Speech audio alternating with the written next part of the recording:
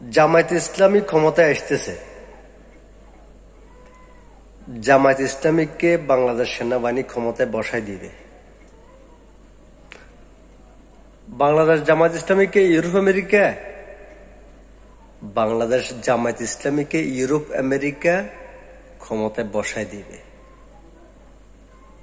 ঠিক এই ধরনের কিছু ফালতু সেন্টিমেন্ট বাংলাদেশের কিছু লোকে করতেছে, যা বড়ই হাস্যকর। সচেতন লোকদের কাছে এটা বড়ই হাস্যকর। ক্ষমতা মামার বাড়ির আবদার নয় যে আপনি মামার বাড়িতে গেছেন আর যাওয়ার পরে মামি আপনাকে মুরগার রান দিচ্ছে, আপনি বসে বসে চাবাইতেছেন। গণতান্ত্রিক রাষ্ট্রে, বহুদলীয় গণতান্ত্রিক রাষ্ট্রে ক্ষমতা মামার বাড়ির আবদার নয়। বহুদলীয় গণতান্ত্রিক রাষ্ট্রে আপনাকে নির্বাচন করে জনসমর্থন সৃষ্টি করে ক্ষমতায় আসতে হবে। কেউ আপনাকে চুলের মুঠো ধরে বসাই দিবে ক্ষমতায়, এই ধরনের চিন্তা ভাবনা পরিহার করতে হবে।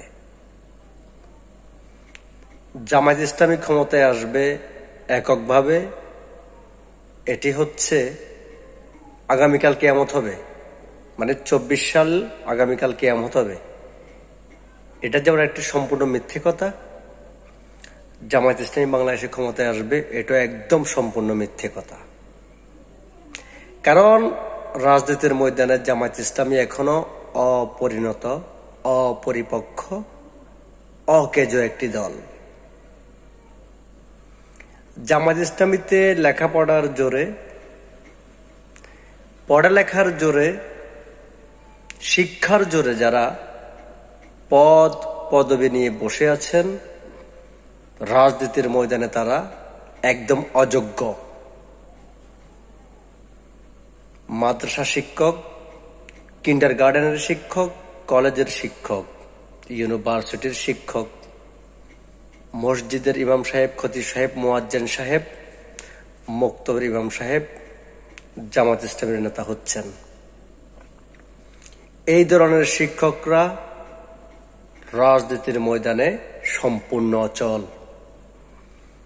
এই ধরনের লোক যারা রাজনৈতিক নেতা হয়, তাদের মাঠে ময়দানে, গ্রামগঞ্জে, শহর বন্দরে 2 পয়সার দাম নেই। তাই জামায়াত ইসলামী কখনো ক্ষমতায় আসবে, যারা এই ধরনের চিন্তা ভাবনা করে, আমি বলবো তাদেরকে আপনারা সম্পূর্ণ ভুল পথে আছেন। জামায়াত ইসলামীতে সাহসিকতা, দুর্দর্শ সাহসিকতার কোনো মূল্য নেই। জামায়াত ইসলামীতে মূল্য আছে পড়ালেখার। জামায়াত ইসলামী কখনো ক্ষমতা আসবে না, লিখে রাখুন, 500 বছরের জামায়াত ইসলামী ক্ষমতা আসবে না। কারণ জামায়াত ইসলামীতে সাহসিকতা, দুঃসাহসিকতা এবং সঠিক রাজনীতি বোঝার কোনো মূল্য নেই। আল্লাহ হাফেজ।